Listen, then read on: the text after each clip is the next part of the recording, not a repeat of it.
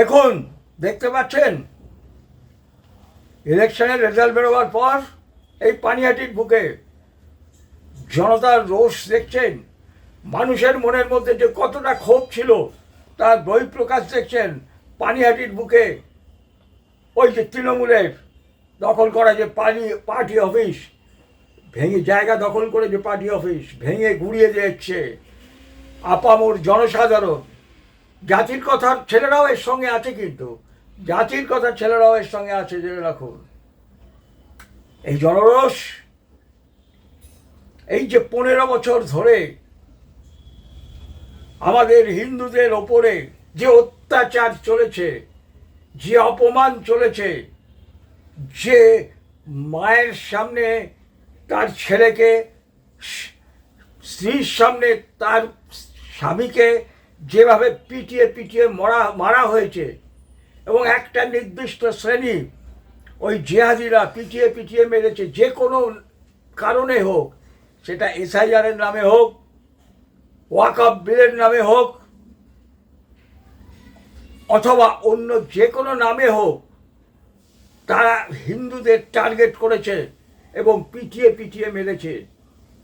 আর এই পানিহাটির বুকে দিনের পর দিন যে অন্যায় হয়েছে, যে তোলাবাজি হয়েছে, যে আমার কাছ থেকে ইট নিতে হবে, আমার কাছ থেকে বালি দিতে হবে, আমার কাছ থেকে সব কিছু নিতে হবে সিন্ডিকেটের মাধ্যমে, তারই বিরুদ্ধে জনতার যে স্বতঃস্ফূর্ত প্রতিবাদ এবং প্রতিরোধ, এবং সেই প্রতিশোধ দেখতে পাচ্ছেন ওই তৃণমূলের যে পার্টি অফিস পানিহাটির বুকে কিভাবে গুড়িয়ে গুড়িয়ে এই জনতা ভাঙছে।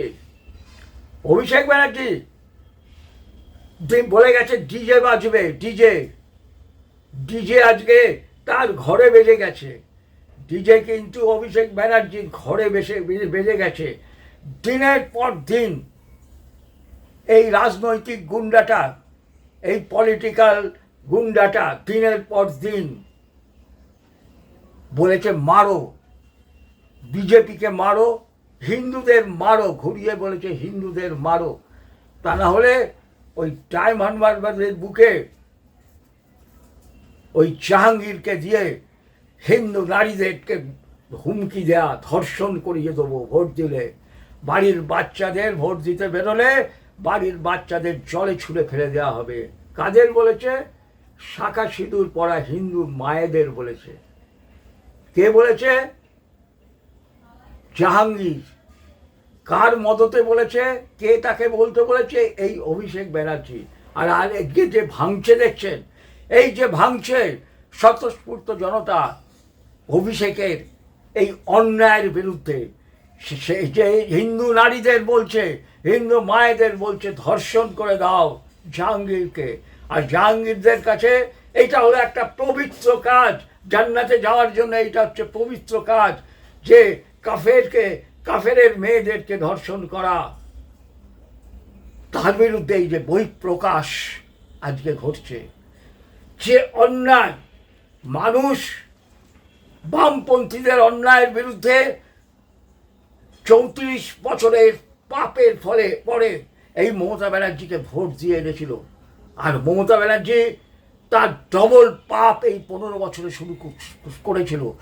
শুধু দুর্নীতি নয়, একটা জাতিকে, যে জাতি হচ্ছে এই বাংলার পশ্চিমবঙ্গের বুকের মূল যে বাঙালি, সেই বাঙালি জাতিটাকে সে শেষ করে দিতে চেয়েছিল, সে এবং তার ভাইপো, সে আর তার ভাইপো অভিষেক, যে এবং সেইখানে সেই গড়গড় মতো কিছু চামচা, কিছু ওই সুবোধ সরকারের মতো পাল্টি খাওয়া লেখক, ওই শীর্ষেন্দু মুখোপাধ্যায়ের মতো পুরস্কার পাওয়া লেখক, ওই শ্রীজাত বন্দ্যোপাধ্যায়ের মতো একটা নোংরা ইতর ছোট লোক, এদেরকে বাঙালি সাজিয়ে, এদের বাংলার বিভিন্ন কি বঙ্গবিভূষণ পুরস্কার দিয়ে, তাদেরকে দিয়ে বলা যে এখানে নাকি বিজেপি আসলে বাংলার সংস্কৃতি নষ্ট হয়ে যাবে, বাঙালির সংস্কৃতি নষ্ট হবে। আপনাকে আমাকে এই ভুল বুঝিয়ে এই বলে দিনের পর দিন ভুল বলে যেন হয়েছে, এই নাকি মাছ মাংস খাওয়া বন্ধ হয়ে যাবে, এখানে নাকি বাংলা ভাষায় কথা বন্ধ হয়ে যাবে, এইসব বলে আপনাদের করে আরেক দিয়ে ওই মুসলমানদের তোল্লা দিয়ে তাদেরকে দিয়ে হিন্দু নারীদের ধর্ষণ করিয়ে আর কোনো ইস্যুতে হিন্দুদের খুন করিয়ে, হিন্দু পুরুষদের খুন করিয়ে এই মমতা ব্যানার্জি ভেবেছিল এই যে সারা জীবন সেই বাংলার পশ্চিমবঙ্গের বুকে রাজত্ব করে যেতে পারবে। আর তার ওই গুন্ডা ভাইপো 4 তারিখের পরে এই বাংলায় যদি সাহস থাকে, এই বাংলায় আপনারা আসবেন দিল্লি থেকে, এসে দেখে যাবেন কত ডিজে বাজছে। এই তো তার মুখের ভাষা। বাঙালি হিন্দু তার অস্তিত্ব রক্ষায় হাজার হাজার টাকা খরচ করে বিদেশ থেকে, ভারতের অন্যান্য রাজ্য থেকে তারা এখানে এসছে ভোট দিতে, শুধুমাত্র একটা ভোট দিতে, এবং ভোটের পরে তারা এখন চলেও গেছে শুধুমাত্র এই হিন্দু বাঙালিকে, এই বাংলা ভাষাকে, এই বাংলার খাদ্যাভ্যাসকে যেভাবে এই অভিষেক এবং মমতা ব্যানার্জি দিনের পর দিন অপমান করে গেছে, কাদের সাহায্যে?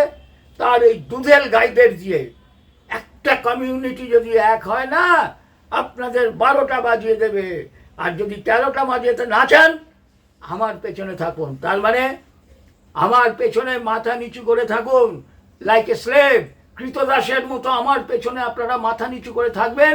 তার কারণ তারা হলে ওই একটা কমিউনিটি যদি এক হয় আপনাদের শেষ করে দেবে, তারা এসে আপনাদের শেষ করে দেবে। তাই বলছি, এই জুদেল গাইরা আমাদের বাঙালিদের প্রতি যে অত্যাচার করেছে, সেই অত্যাচারের বিরুদ্ধে জায়গায় জায়গায় জাতির কথা আজ থেকে তার প্রতিশোধ নেওয়া শুরু করবে। আজকের থেকে ওই উইসার বললি হালাল মিট বন্ধ হয়ে যাবে। আর বলে রাখি, হিন্দু যেসব প্রমোটার আছে তাদেরকে বলি, মুসলমানকে পাড়ার ভেতরে ঢোকাবেন না। পাড়ার ভেতরে যদি ফ্ল্যাট বিক্রি করেন, সেটা কিন্তু আমরা মেনে নেব না। আপনি ফ্ল্যাট বিক্রি করে পয়সা রোজগার করে আপনার ছেলে মেয়েকে বিদেশে পাঠিয়ে দেবেন, আর বৃদ্ধ বয়স হলে ছেলে মেয়ের কাছে চলে যাবেন, যেহেতু আপনার অর্থ আছে। আর আমরা যারা এখানকার ভূমিপুত্র এখানে বাস করব, তাদের এখানে বাস অসহনীয় হয়ে উঠবে। এই জায়গা যাতে বাসযোগ্য থাকে, তার জন্য আপনাদের বলছি, মুসলমানদের আপনারা ব্যবসা করুন, কেউ আপনাদের ডিস্টার্ব করবে না, কেউ আপনাদের বালি পাথর বিক্রি করতে আসবে না, কেউ আপনাদের কাছে কাঠমানি খেতে আসবে না। এগুলো আমাদের সংস্কৃতি নয়। কিন্তু আপনারা মুসলমানদের কাছে ফ্ল্যাট বিক্রি করা বন্ধ করবেন। এই হিন্দু প্রধান অঞ্চলে, এই বাঙালি প্রধান অঞ্চলে আপনারা ফ্ল্যাট বিক্রি করা কিন্তু বন্ধ করবেন। তাহলে কিন্তু সেটা আপনাদের পক্ষে খুব ভালো হবে না, বলে দিচ্ছি। যদি খবর পাই আপনারা আগামী দিনে মুসলমানে কেন বিভিন্ন জায়গায়, এমনকি এই সোদপুরের বুকে বিবেকানন্দ পার্কে এক জিহাদিকে পর্যন্ত, মহিলাকে পর্যন্ত ফ্ল্যাগ দেওয়া হয়েছিল, যেখান থেকে পুলিশ তাকে গ্রেপ্তার করে, এবং যে বাংলাদেশ থেকে মুসলমানদের এনে ঢকাচ্ছিল এবং কনভার্ট করছিল, তাদের সেই রকম এক মহিলাকেও আপনারা ফ্ল্যাগ বিক্রি করেছিলেন। তাই সাবধান করে দিচ্ছি, ডোন্ট ডু দ্যাট। আপনারা ব্যবসা করুন, ভালো থাকুন।